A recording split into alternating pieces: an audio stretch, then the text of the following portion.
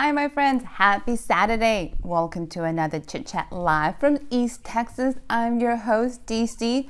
I'm your courage coach, and I'm so excited you guys are joining me today. I'm so thrilled you guys are taking some time in this fabulous Saturday morning to spend it with me. So, for those of you guys that are new, let me give you a little bit. I am one of those people that believes that everybody is supposed to live your best life now. I truly believe people are meant for greatness. This is something I really feel in my heart. So when I started this series, I really wanted to empower creative individuals. I wanted to empower people to start living that dream. I wanted to give you guys tools. I wanted to give you tips, and I wanted to give you some resources to get to the next level. One of the things I've been doing for the last 3 episodes, this is our 3rd one together, is kind of giving you some insights on what I do with my private business, what I do with my clients. So I'm giving you kind of the foundation of things that we do to get people from feeling stuck in their lives to transitioning to much more fulfilling careers. Today, we're going to talk about fears. We have to talk about fears. In order to get to the next level, sometimes fears are the things that are holding us back and we don't even know it. But before we start, my friends, come on, give me some love. Go ahead, give this episode a like. Make sure you share it. Invite other people to join us. If you're watching on Facebook, go ahead and make sure you give me some highs. Let me know where you're watching from. If you're watching live as well from YouTube, subscribe to the channel. Make sure you're following our notifications. Make sure you're not missing anything. At any point in time during the show, let me know if you have any questions. Put them in the chat. I want to hear from you guys. I want to know what you guys are thinking. Kind of share what you guys are comments, anything. I'll be answering throughout the show. If not, I'll go back at the end of it and make sure that I answer any of your questions. So make sure you guys are putting some comments in here so we know you guys are here. Are you guys ready to start? Let's go back. We started 2 episodes ago talking about finding our passion, finding our dreams. So the very first thing we talked about, and you guys can go back and watch those episodes again, remember that. So the very first thing we talked about that I think is one of the keys in everything we do is, what do we want? And sometimes as adults, especially if you have a family, especially if you are busy and you're doing a lot of things, we take it for granted. We assume that we're too old or we're missing our chance, and we kind of go with the flow of things and kind of let it go. What do we want? It's one of those things, as Deepak Chopra says, is a soul question. It's like asking ourselves every day, who am I? Where do I want to go? What is my passion? What is my desire? What is my purpose? I ask this myself all the time. What is my purpose? What do I want is the thing that keeps us going from here to there, if that makes any sense. It's the stuff that's going to get us to the next level. What we want in our lives is the things that thrives us, is the motivation that goes in someplace. What happens a lot of the times is we lose our passion, we lose our goals, we lose track of things. We get stuck in the rat race. So the very first episode I asked you guys, ask yourself, what do you want? The next thing I asked you guys to do was literally spend some time going through your week and figure it out. Of the things that you're doing every day, what do you like? What do you don't like? What are some of the things you do because you have to? You're not happy or sad, but it doesn't flow you. This is the stuff that we do. Those are very important questions, because if 80% of the stuff that you're doing in your life you hate, we have a problem. My friends, you're miserable, you're stuck. This is not where you want to be in your life. 80% of the things you're doing don't bring you some joy. We have some osses. Here's the reality of it. I'm always busy, and a lot of my friends are like, I hate bothering you because you're busy. If that's the case, you're never going to see me because I'm always busy. This is what I do. I'm very easily engaged. I keep myself occupied. But I'm busy and I love everything that I do for 90% of the time. I can be honest. There's some stuff that comes with the business that you're like, okay, not the thrilling in my life, but I still do it. I still enjoy it. It's not the things that makes my heart, flutter in anticipation, but I do it. What we have to decide is, what is those busy things that you do that you hate? And how do we change it? In order to get to the next level, you always have to know where you're at. So first thing we talked about is, where are you in your life? What are you doing? Are you happy with what you're doing? Is it making you smile? Take an analysis. That's the first thing. So once you went through that, and this is, remember, the foundation to the whole entire process is understanding where you are. Last week, we moved forward and say, okay, you realize, there's a whole bunch of stuff I'm doing that's not making me happy. Something has to go. Not a problem. You decided whatever that might have been, changes have to take place. You wanted to do something. Before you go jump up there and says, okay, we're going to go conquer the world, quit my job and do whatever else, slow it down. as adults, there's some things that have to happen in our lives. There's some stuff that we have responsibilities that we have to take care of. So one of the things we always have to do is kind of slow it down, analyze it. Analyze the village. Who is in your village that is actually there for you? Because dreams are fragile and they are to be nourished. And when you have an idea, because whether you believe it or not, and this is something that I truly feel, and my mentor says it all the time, the universe or God, if you believe in God, is never going to give you an idea that he's not going to give you the resources how to get there. It's not going to happen. So if you have an idea in your soul, and this is something that kind of gets you sparkle, and you have to be realistic. We get tons of ideas and tons of thoughts that come and go. It is those dreams that kind of make you smile. It's the dreams that don't go away. It's those passions that keep coming back over and over. Those are the ones I'm talking about. So those dreams that you realize, 80% of the things I'm doing is not making me happy. Something has to change. Ooh, I want to go back to school.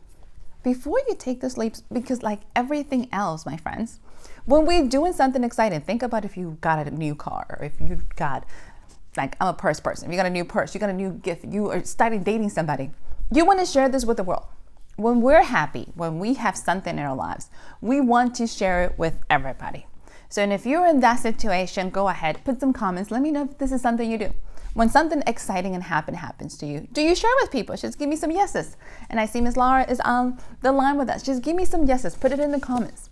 Do you actually get excited and wanted to share? Normal reaction for all of us. What happens with our dreams is if we share with the wrong people, there's those people that I truly call dream assassins. That excitement can get crushed even before you start. Those people have a way of destroying that passion. A simple thought, a simple glance, a simple anything they can say, because your dreams are very, very gentle and fragile. So what I ask everybody to do is to analyze your tribe. And this is one of the things I ask you guys to do. Look at everybody who's in your tribe. From where the places you go to work, where you go to school, your immediate family, the people you go in passings, even your Facebook friends. Every single person you communicate, write it down. And then you're going to figure out where they fall in this list. And I kind of give you a little cheat sheet to think about it. Write the person's name. Do you consider them a cheerleader? Do you consider them an assassin? Do you consider them a bystander? Where all these people fall? Because here's the catch. How do you know the difference between a cheerleader, an assassin, or a bystander?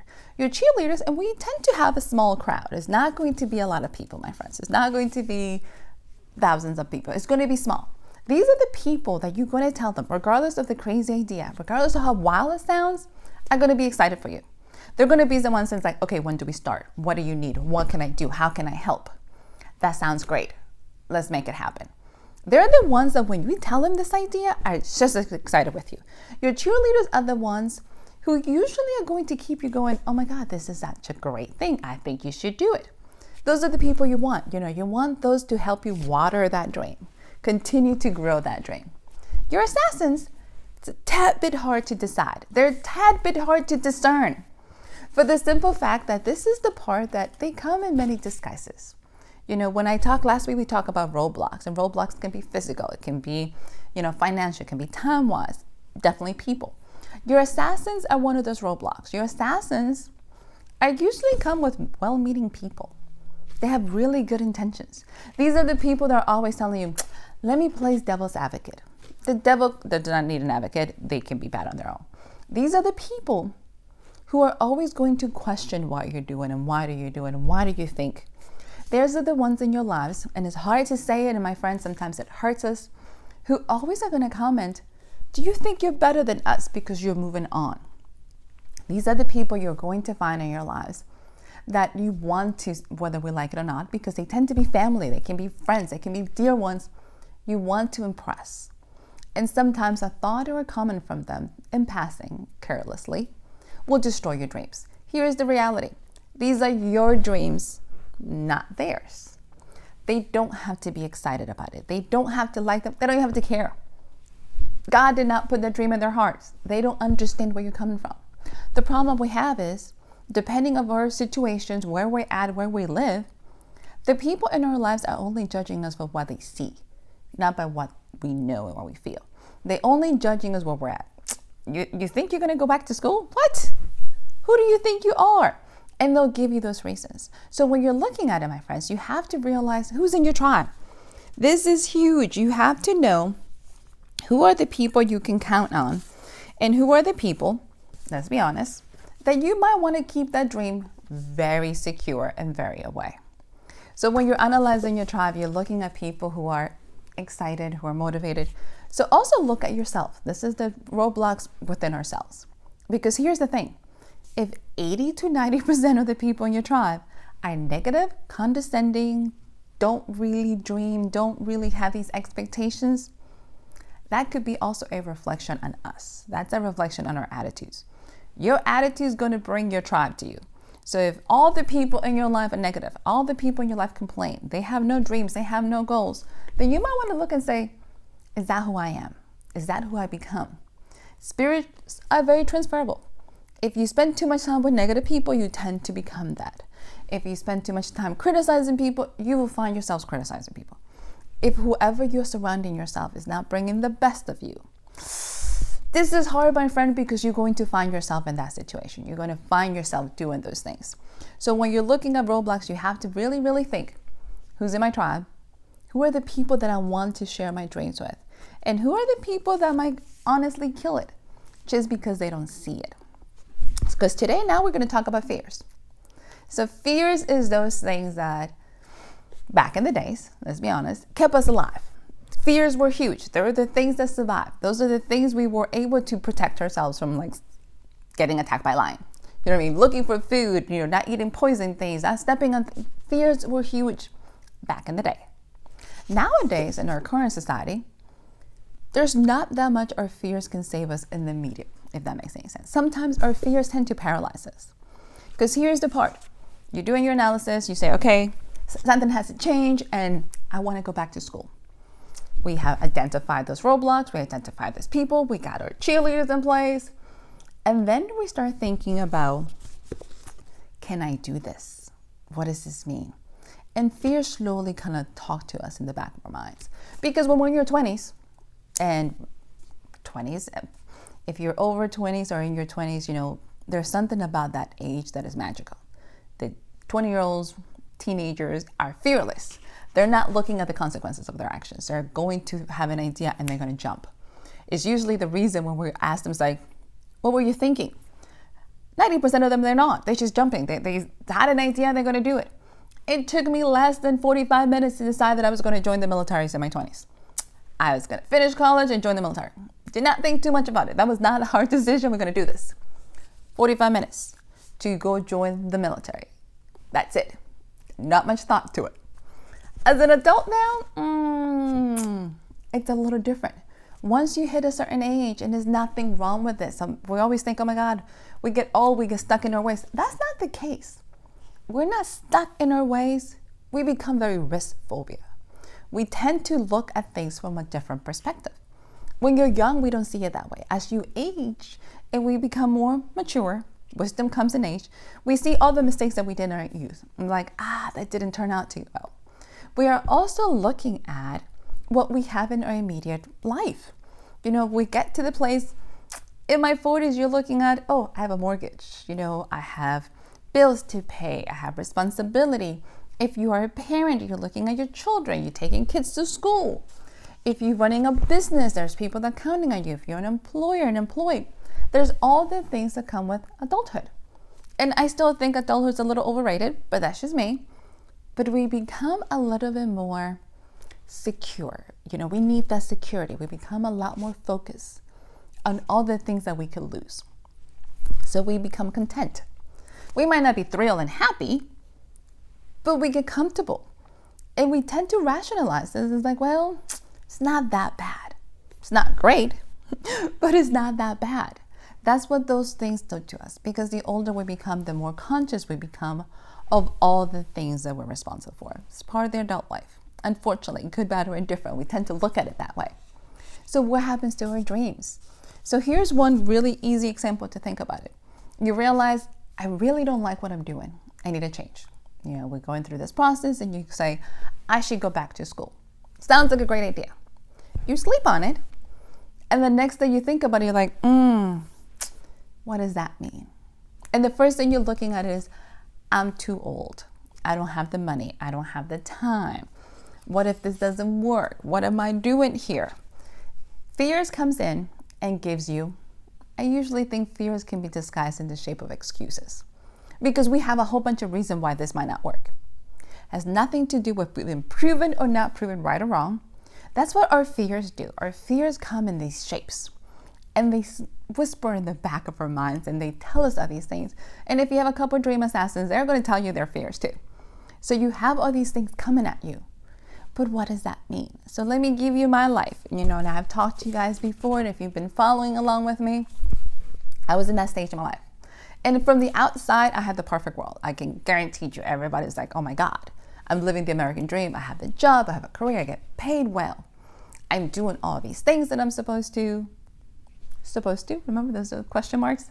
Yet I was miserable. On the inside, I was miserable because at the end of the day, I wasn't doing what I was meant to. I wasn't following my God-given talents. I was officially living somebody else's dream. And it was hard. So when I finally became honest with myself and decided, okay, I'm going to go back to having a much more creative life. So I decided to write a book. The writing of the book, that was pretty easy. Like you sit on a couch and you type, nothing big deal. When I decided that I was going to publish the book and truly put this out there, that's when the fears kicked in, my friends. This is when reality got real. 90% of the people in my life had no idea that I was in any form, shape, or way interested in being a creative individual. Nobody. 90% of them had no clue that I went to school for filmmaking. They had no idea that I wanted to write. Even more, I decided to write a book of fantasy and I was living in the Bible Belt. That to me was terrifying. What were my friends going to say? What were they going to think? Because here's what happens with fears. They all come at you all at once and paralyze you. So here's some of the things that was holding me back, or some of the fears that you're going to see when they come at you. So let's take a look at it. Are any of these sound familiar to you? Too old, not enough time, not enough money. What will people think? What if I fail? When we're looking at starting a new dream and a new passion or something for ourselves, these are the things that come at you. My fear was, what are people going to think? What are they going to say? Then I had this whole question like, what if nobody buys this book? And then I had the opposite reaction. What if they buy the book and they hate it? What are they going to think about me? What is their reaction? I had 500 questions of what if. And unfortunately for us, what if is a distraction. I don't know how else to explain it. And we have had episodes about fears, so you can always go back and take a look at those. Fears are real. Fears are those things that can paralyze us. Fears are the things that are holding us back. I want you to take a couple minutes. What is holding you back? What are those things that you want to do? And when you're rationalizing it, you're going, I can't do this. And you have your list, just like I did. We have an entire list of all the things that is not going to work and why it's not going to work. And sometimes we have more information than anything else. Let's be honest. We have tons of information why it's not going to work. What I had issues with was I thought I needed to conquer these fears. I needed to get over these fears before I could do anything. As a soldier, remember, joined the military very quickly, I honestly thought I had to be fearless. I had to have no fears, no issues, no concerns. I had to move forward and execute like I was in my 20s. Not thinking consequences, not thinking we're just going to jump and take a leap. The reality is that's not the case. Even to this day, I have 15 books, my friends. I write all the time. I have a podcast. I have all of these things. And anytime I'm trying a new adventure, anytime I try a new project, a new business idea, there's those butterflies. There's that fear that comes in. There's those thoughts in the back of my mind. So the catch is not to be fearless, but to do it afraid. It's what it's all about, is taking leaps of faith while we're still afraid. It's knowing, acknowledging them, realizing these fears are there, and then being able to move forward. You have to do it afraid. Because if you're going to wait for these fears to go away, when you're going to wait to be fearless, when you're going to wait to everything to line up and all the stars to come into play, time is still ticking and your dreams are going to slide away. So let's go back to that idea. You decided, hey, I'm going to go back to school because I want a new career.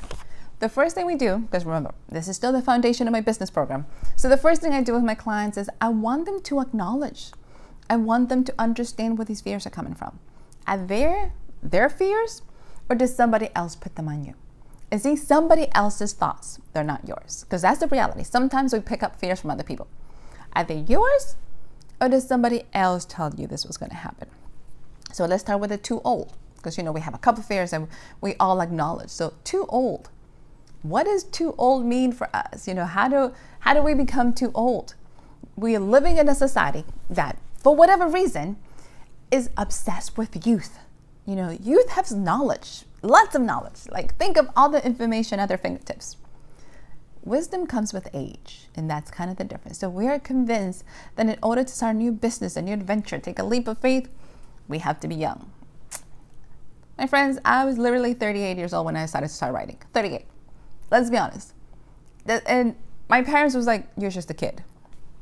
So depending on the place that you are in your life, perspective-wise, age is a little different. Too old, we're all going to get old.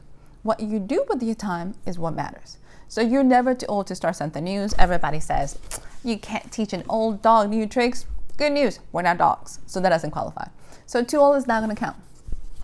I don't have enough time. If you have enough time to binge watch a whole entire series on Netflix, you might have enough time. If you have enough time to take 500 different little trips, go shopping, do all these things, time is relative. Time, my friends, is what you prioritize. What you care about is where you spend your time and your money. So time is what you put emphasis in. We're all addicted to our phones. I have mine right next to me just in case it goes off. Phone's here. I'm attached to tablets. We have technology. We have all this stuff.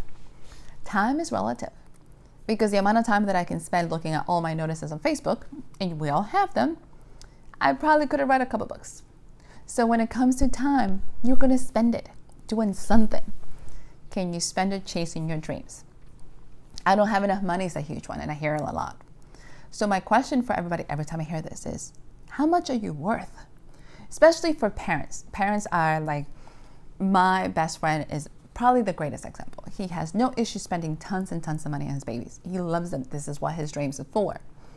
But if you ask him to spend a amount of money on himself, he's like, oh, I don't know. I could use this for something else.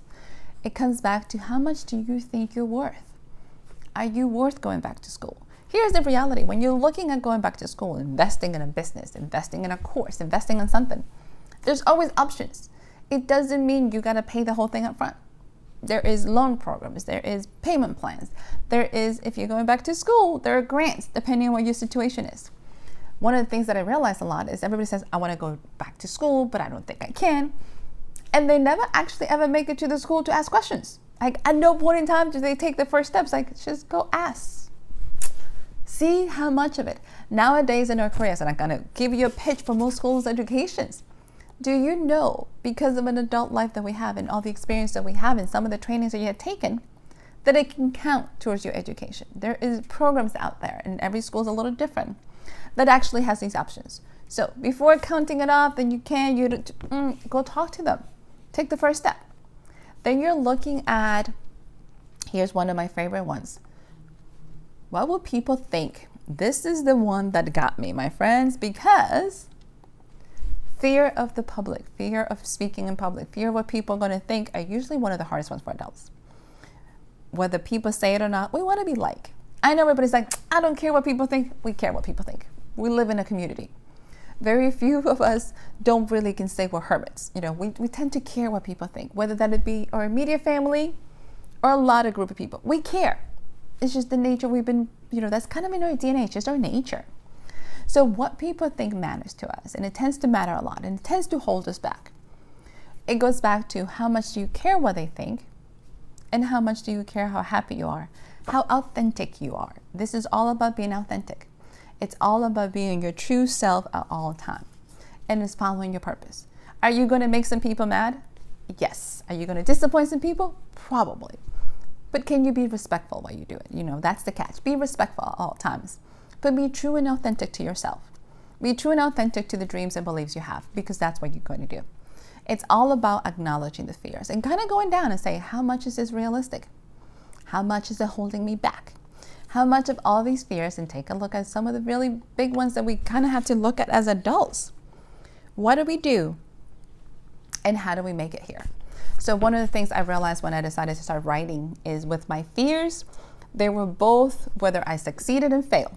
I had fears for both sides, which was crazy because I was just as upset if this took off and what people were going to think because I didn't want to lose friends who knew me, as well as I was if it didn't take off because then what were people going to think? So I was in this limbo. And at the end of the day, I ran out of excuses of why I wasn't living this life. I ran out of excuses why I wasn't being a healer, why I wasn't being a coach, why I wasn't all the things that were in my soul because of my fears. So once I acknowledged and realized they're not going to go away, they're going to just follow me along from one project to the other, then I did something that I share with everybody. So with my clients, it's something we do. And I learned this from Elizabeth Gilbert. So I learned it from her book, Big Magic. So if you have a creative being and want to read something, this is amazing. She actually focuses on writers. So either way, creative artist, anybody, great book, Elizabeth Gilbert. I actually had an awesome opportunity to meet her. She's amazing. But she says, write a letter to your fears. And the first time I read it, I was like, what? You want me to write a letter to my fears? But it was amazing because I was able to have a connection. You can name your fears. I think she has a name for hers. At one point in time, I don't even remember what I named my fear. But it actually started with, dear fear, acknowledge the fact that you're here. I acknowledge your part. I'm grateful for the fact that you're trying to keep me safe, and you have kept me safe. But like Elizabeth did, I was very honest with the fact that this is just a book. It is not my life legacy. I'm not going to die. It's not going to save anybody. It's not going to hurt anybody. It is just a book. So please, you can come along with the ride. You're part of the family, but you are not allowed to drive this car. And I acknowledge it. I acknowledge the fact that the fear was there. I acknowledge the fact that it was going to be there. I realized that it was trying to keep me safe, but at the same time not serving me. And I was able to start kind of moving forward. Still, depending on the project that I do, fear is still there. It's supposed to be there. It is the new, it is the unknown, it is taking this leap of faith. But I had to do it afraid. So that's what I'm asking you guys to do. So in this last 3 weeks, we have been talking about these different things. As you get ready to look at yourself and you're analyzing your days and you're realizing 80% of the things I'm doing are not making me happy, then it's time for a change. And it's time to say, what do I want to do? How do I want to do it? Then look at the people in your tribe. Is this tribe serving you? Is it helping you get to the next stage? If your tribe is solid and your tribe is good, then they want to see you happy. Nobody wants to be around unhappy people. It's not really the most encouraging thing. So your tribe wants you happy, your tribe will want you to be successful. So some sacrifices have to be made. When you start making changes, you absolutely are going to have to put time. You're going to see yourself putting money. What is your priority in life? You're going to notice is where you spend your time and your money. That's just the nature of what it is. And you're going to be able to take these leaps. And you're probably going to do it afraid. And that's okay. But are you worth it? Is your life meant to be mediocre? Or are you willing to take it to the next level? Every single dream is a little different. Just because I decided I want to publish books and write doesn't mean that's for everybody. Every single person has a different dream and a goal. You have to follow your heart. And it doesn't have to be huge or radical. You also don't have to quit your job and move to another country to actually achieve your dreams. Sometimes small incremental steps will get you there. So don't do anything radical and decide, I need a new career.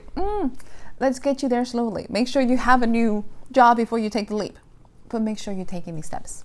So my friends, I'm always excited you guys are joining me. I'm always thrilled you guys are taking a morning to come and hang out with me. Thank you, Miss Laura, for everybody sending me some love. If you are watching, go ahead and give this episode a like. Share with somebody so they can watch the replay. Whether you're watching on Facebook, on YouTube, I'm here for you. The fun and exciting part is my coaching program is live now. So if anybody is interested in taking a leap of faith and you want to go ahead and take the next steps with me, send me a message. Let's talk about it. I'm absolutely interested to hear what you guys want to do. How can I serve you? How can I help you? Or if I'm not the person for you, still find a coach.